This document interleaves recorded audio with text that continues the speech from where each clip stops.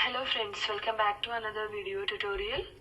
In this section, I am going to share about the topic on nanoparticle based contrast agents in biomedical imaging. So through this video, I am discussing more about some basic concepts of contrast agent and why the nanoparticle is used as a contrast material and some application also. Okay, so let's start. So basically this contrast agent or contrast media which used to enhance the subject contrast in an anatomical area where low subject contrast exists. So during the imaging like X-ray, computer tomography, magnetic resonance imaging and ultrasound. So this material which able to distinguish the radiologist from normal from abnormal condition. Okay, so this material can administrated into body by the different ways, that is different route.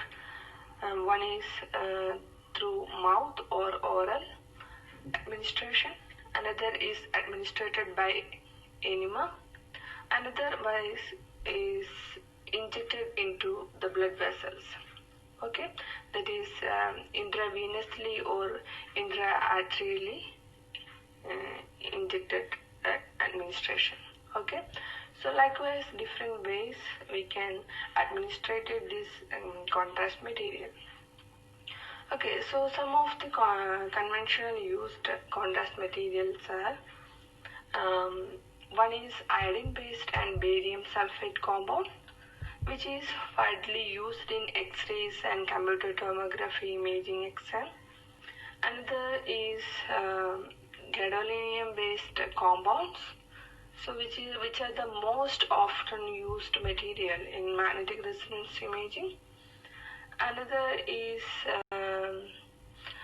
saline or salt water and gas, which are such as air, which are also used as a contrast agent material in imaging exams, and microbubbles and microspheres, which have been administered for ultrasound imaging.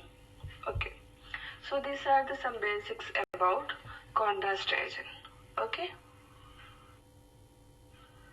Okay, next is nanoparticle based contrast agent. Nanoparticle based contrast agents are a rapidly growing and increasingly valuable tool for enhancing medical diagnostics for a wide range of bioimaging modalities. Okay, so what are the benefits of using nanoparticle as a contrast agent? Okay, the first one is the ease of functionalization. So the ease of functionalization with targeting material such as antibodies, peptides and other material, so that the particle can target the particular site.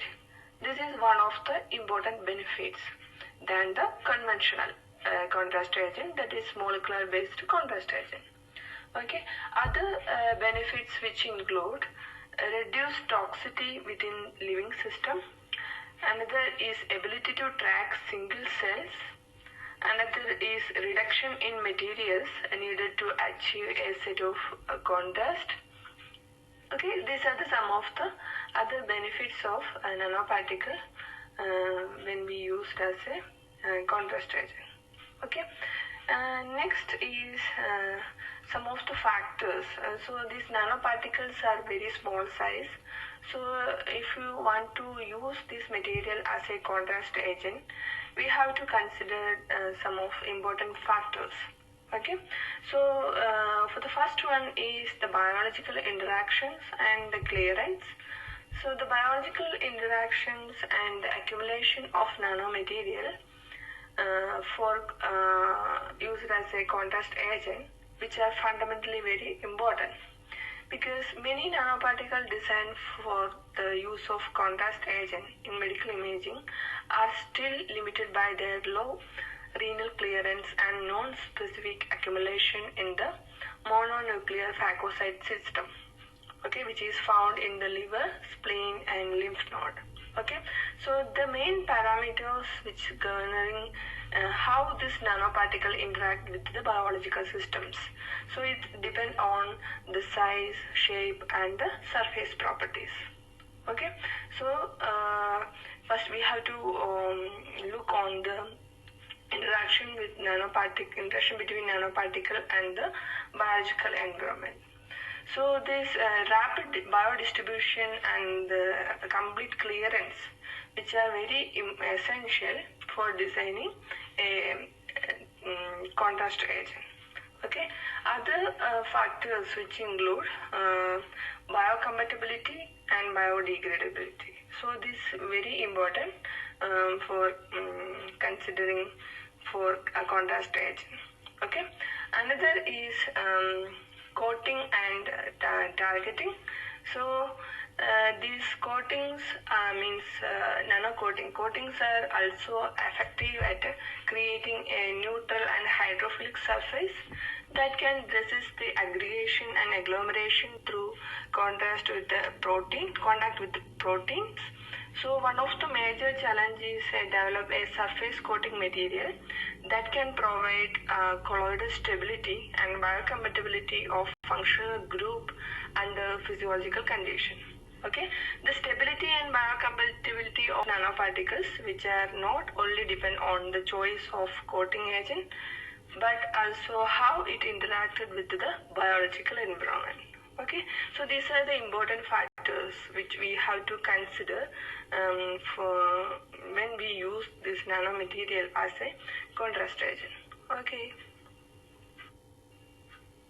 Okay, this nano-based contrast agent that have been used for a wide range of imaging modalities such as positron emission tomography, magnetic resonance imaging, ultrasound, computer tomography, and single photon emission computer tomography for enhancing medical diagnostics. So in this section I am discussing in detail about CT, MRI, and ultrasound. Okay, so the first one is CT, your computer tomography imaging.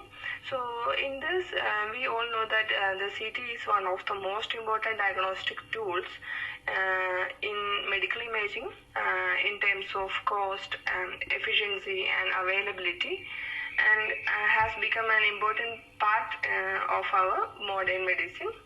So this technique can construct a detailed cross-section image of many various tissues in body.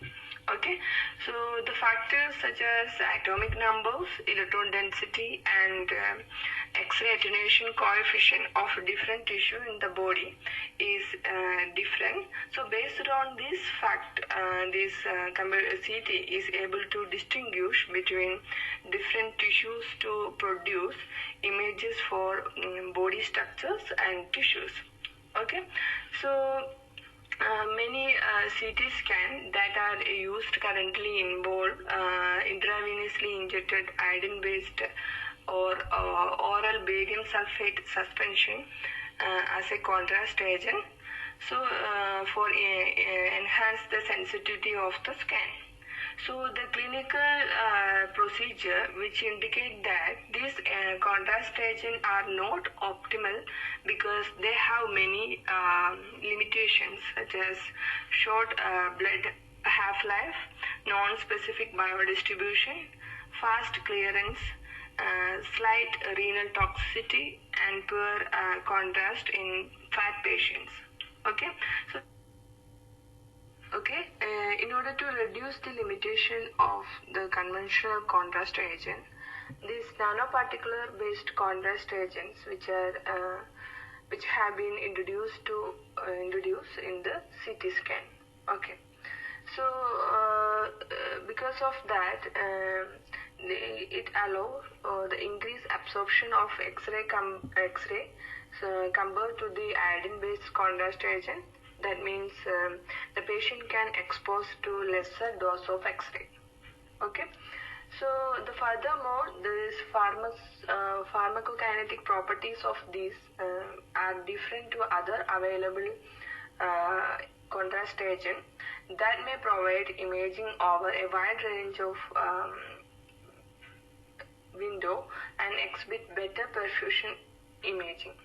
Okay, so the various type of nanoparticle which have been studied as a novel contrast agent, which include emulsion, liposome, micelle, lipoprotein, polymeric nanoparticle, cold nanoparticle for several type of soft tissues, and silica-based particle, metal oxide or others, salt, carbon nanotube, and graphene sheets. Okay, so this is all about the nanoparticle-based contrast agent which is used in the computer tomography. Okay. Okay, next magnetic resonance imaging, that is MRI. So basically this MRI is a non-invasive medical imaging used in clinics, which provide anatomical information with micron resolution, soft tissue contrast, and deep penetration. Okay, so the limitation is associated with this MRI is low sensitivity. So the exogenous contrast agents which are applied to overcome this obstacle by shortening the relaxation time of bulk water. So the contrast agent which are not only enhance the image contrast but also support multimodal imaging. So they can be classified into two different groups depending on the operational mode. The first one is T1 or a positive contrast agent, so which shorten the longitudinal relaxation time and brighten the accumulation area. And another one is the T2 or negative contrast agent, so which shorten the transverse relaxation time and darkens the immediate and surrounding area. Okay, so there are different metal complexes and nanoparticles which are used as a contrast agent for MRI, so such as gadolinium based, manganese based, and iron based material. Okay, next is ultrasound imaging. So ultrasound has its own unique advantage due to its features of real-time imaging, low cost, and high safety. So with the use of ultrasound contrast agent, the resolution and sensitivity of clinical ultrasound imaging have made great improvement.